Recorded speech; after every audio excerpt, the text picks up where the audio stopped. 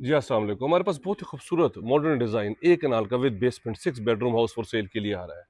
बहुत ही ज़बरदस्त कंस्ट्रक्शन हुई है, ऑनर बिल्ट हाउस है, रिमोट कंट्रोल आपके पास, मेन एंट्रेंस डोर है, आपके पास बिग पोर्च है। यहाँ पे 2 बोर हुए हुए हैं बेसमेंट में जाने के लिए, दोनों अतराफ से जो है वो रास्ता है। बाहर भी लॉन है, अंदर भी लॉन है, और ये इसकी मेन एंट्रेंस है।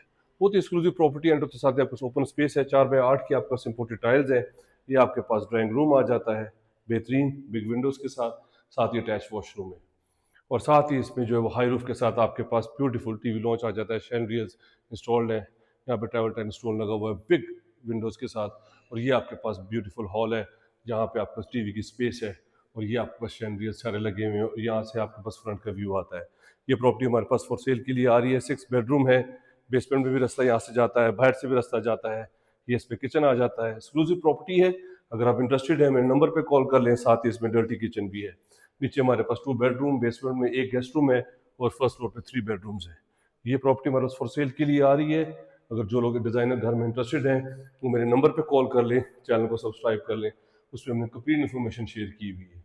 15 करोड़ रुपए इसकी डिमांड है, और थोड़ा बहुत नेगोशिएबल है। Thank you very much.